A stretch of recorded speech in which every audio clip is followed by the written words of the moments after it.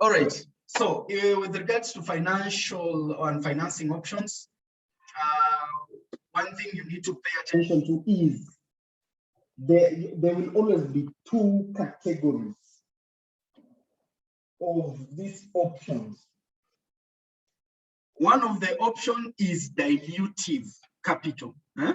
Dilutive. It means it dilutes on your ownership.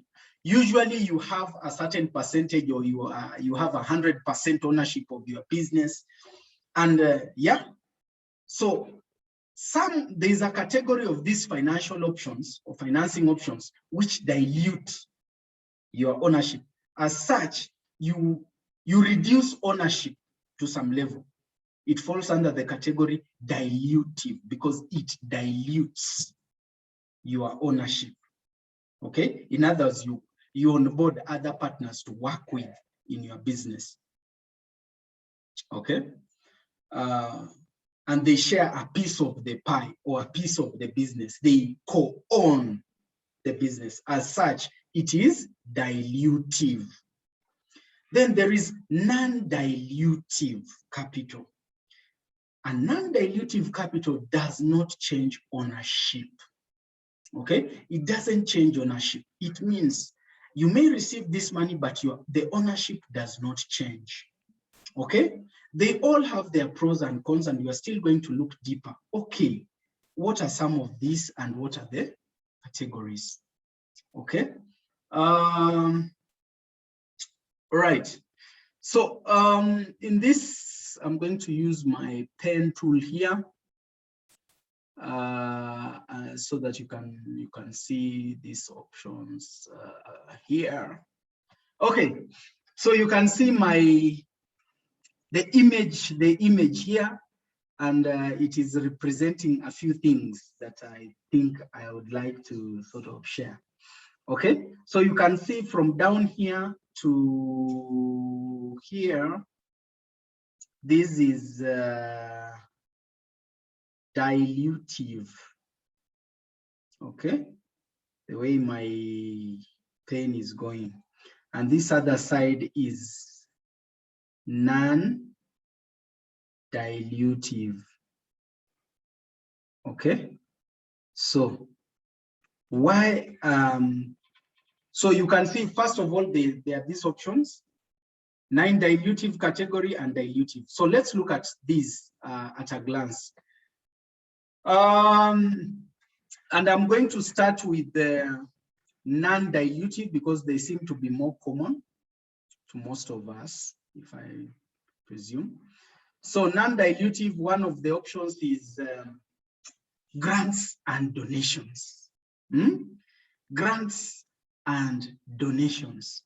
You've seen we have crowdfunding platforms which can also allow you to simply put a social cause and request for resources. If they like your cause, they can support. Okay, so if you are doing something impactful, it could be a business, that is an option. Grants and donations. You can also receive donations from friends. You can also receive donations from organizations that feel you are doing something that they are aligned. Okay, I think many of you who are in the REBI program, you've received donation of machines and equipment.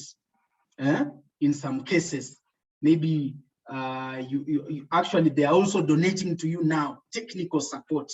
Okay, by the way, for your information, in some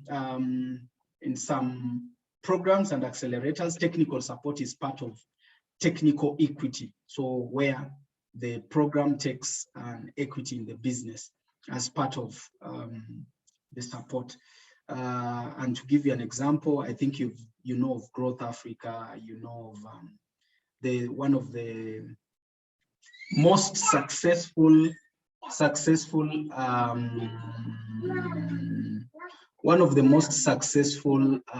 accelerators in the world is called Y Combinator. Part of it, they give you some seed, but they also get some stake. So I just wanted you to understand that it's a great opportunity that you're benefiting from REBI. So donations and grants are non-dilutive, okay? In some cases, when you generate your profit, you can reinvest in your business. So that does not dilute because you are using your own money. You noticed in the financial model, we had retained earnings, okay? We had retained earnings. So with retained earnings, what you are doing is you are actually, you made profit in year X and you retained the profit back into the business. So that is non-dilutive, okay? So you can actually use, and I'm sure some of you are using the profits that you are generating to actually keep the business running, all right? Although sometimes it's not enough. Then we also have recoverable grants. So there are some projects which give you a grant, and this grant is interesting, where if things go well, because they assume maybe the activity is impactful, but it's also risky. So if things work, they expect you to pay back the money so that they can support others. If they are not successful, they say, okay, we all put our effort together, but it has not worked, so that's fine. So recoverable grant works that way, where if things go well, you pay back the money, not with interest, the money. Well, if it doesn't work, yeah, sure. Usually it comes with organizations that are keen to actually achieve a certain goal that you share with them, all right? Then other non-dilutive is this one, which is very interesting. There's revenue sharing and profit share, okay? So with this revenue share and profit share, you may find either some organizations, I think I've seen, one of the local organizations that I've seen done that is Mango Fund. But I don't know if they do that nowadays. Well, instead of saying, you know what, we're giving you a loan or what, we can do a revenue share for all the monies that we make, you generate, we shall want 4% of all money generated, okay? And many times they don't go for profit share, they prefer going for revenue share. Most who would go for this option would like revenue share because to them it's less risky and they wouldn't want to go on debt and whatever, so they will just go for revenue share. For every 100 you make, we are making 4,000, okay? So that you may find some partners, and this is also something you can negotiate, okay? Though if you evaluate, it's usually a costly option, where for revenue share, because revenue, you've not removed your profits, okay? Is I've made 100, that includes my expenses, etc. Okay, you remove the money before you, okay? So, but it works for some investors who they say, loan again is another challenge. Getting ownership is also okay, but this revenue share and profit share is also one of the Sharia compliant models. You know, for those ones who understand a bit of Islamic financing, in Islamic financing, then they are not supposed to give you money with and charge interest. So most of the models go on non-dilutive. The highest they can do is revenue share or profit share, or they will go for equity so that it is dividend, but not direct interest, because that will not be Sharia compliant, just to give you an idea. So when you hear Islamic financing, in most cases, it may be close to equity, revenue share, or profit share, but you'll find it has different names. They have some interesting names for them, but bottom line, when you look at the terms, it's usually around those aspects. Yeah, and then we have debt, which some of you call a loan, okay? And a loan is non-dilutive. They give you, you make your money, you pay interest. So you always, for a debt, you have to pay back. Okay, you have to pay back. For the others on profit share and revenue share, it's really based on performance. Either you've generated revenue or generated profit that you pay back. While on debt, as long as you've got the debt, you have to pay back. Okay, so in a nutshell, that really sums up what non-dilutive is. I would welcome any questions regarding this, so that if you want some clarity on what I've just mentioned on non-dilutive, I'm happy to respond. Anybody with a question, feel free to type on the chat, just in case you also have a question on the same. No question. All right. For the interest of members, okay, I'm hearing okay, there seems to be a question. Please go ahead. I wanted to know, yes, sir, under this revenue or profit sharing, yes, sir, is it also a form of a loan? And if it is a form of a loan, you have to also to have like a internal rate of return, paying back interest on the money that your partner will have brought in, or it's a completely bring just money and that is it. Okay. Oh, so your question is on the option of revenue and profit sharing, yes? Yes. Okay. So for revenue and profit sharing, in particular, they give you money. Okay. Remember, in all these cases, you are receiving money, whether you are receiving profit which is your money, or you are receiving grant or a donation to you. So revenue and profit sharing, money comes to you, they give you money.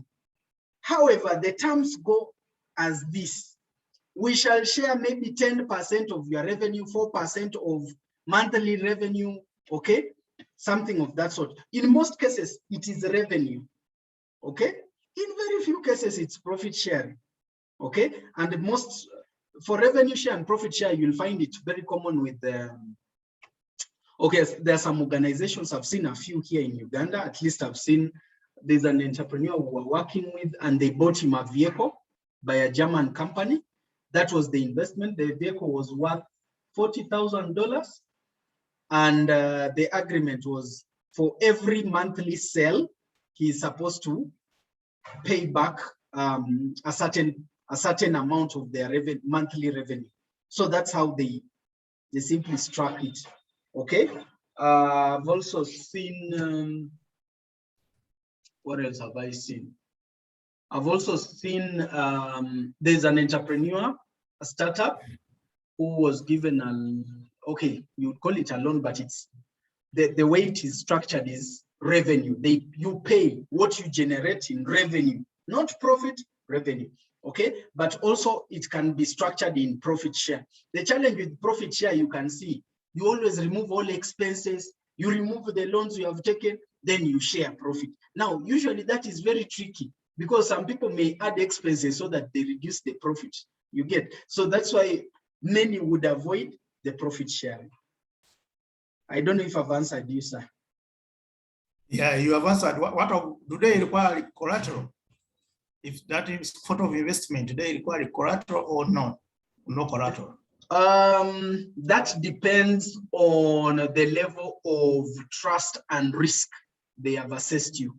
You see, collateral is more of a form of de-risking you as a business. They are simply trying to get some level of confidence that they can work with you.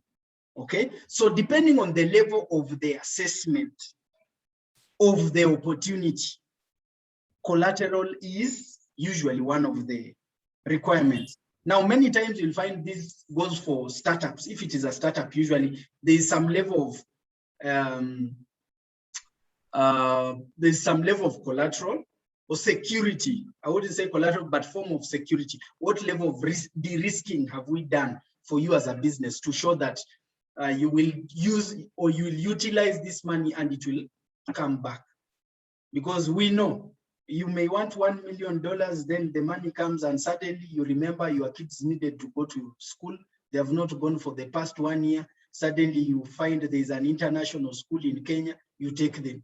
Then suddenly you've always wanted to go to Dubai to buy some shopping, suddenly, yeah? So those are the challenges, and that's why you'll find it seems like it's a standard, but it's usually because the level of assessment of you as a risk, the business as a risk, and the chances of diversion. Any other question? All right, I hope that is clear. With regards to debt, I mean non-dilutive. So you'll notice non-dilutive, it doesn't change your ownership. You still remain the owner. And that seems to be something that is so embedded in our culture. We feel like we should have everything. We should own 100%. We should own. It's our culture.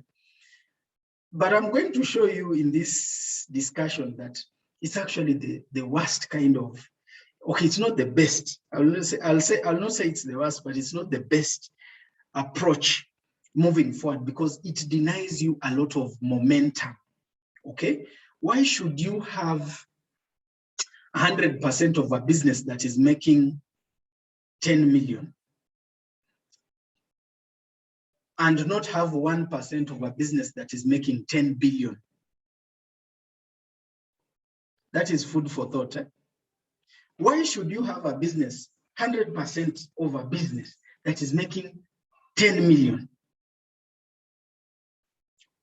Why not have 1% of a business that is making 10 billion? What is 1% of 10 billion? And what is 100% of 10 million? It still remains 10 million. But 1% of 10 billion, how much is that? And mind you, because of 1%, the business risk, it's a shared risk. So you don't have to wake up at 5 because you are the only one. Or when you get sick, the business still runs, you still get your money, and you can still afford a trip in Dar es Salaam, in South Africa. And a good example for you to understand this is, we have this gentleman who owns, I think 1% of MTN. He's called Charles Mbire. I don't know, I'm sure some of you have come across him. Charles has just 1% of MTN. But how much money does MTN make in a day? If we gave you an option of having 100% of your company and 1% of MTN, would you go for 1% of MTN?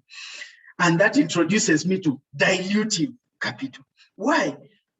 Just you can reduce your ownership, but the strength and the capacity of the company increases, and also your risk. Okay, ideally the way a business should work is you should start, yes, you're working from 5 to 5 or whatever. There's less time for yourself and other things because you are sacrificing. But this sacrifice should not be an eternity, a sacrifice in eternity.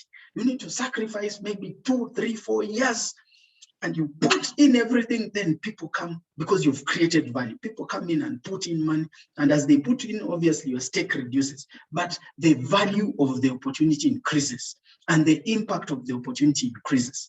Now, that is where dilutive capital comes. Dilutive means you're opening doors to more partners into the business, to more money into the business, allowing the business to have more capacity, more trajectory, to penetrate bigger markets, wider markets, to control the market. Okay, and when you control the market, anybody who has to come to that market has to either buy you, or has to contribute to you, or he may have to invest a lot of money to compete. I think you've seen the battle of Jumia and Glovo. Glovo is spending a lot of money, but it's still having challenge penetrating the market of Jumia. Okay, and why? Jumia invested and created what we call barriers to entry. So it created loyalty. You see, when you're in a market and you have more clients and they appreciate your service, you have loyalty.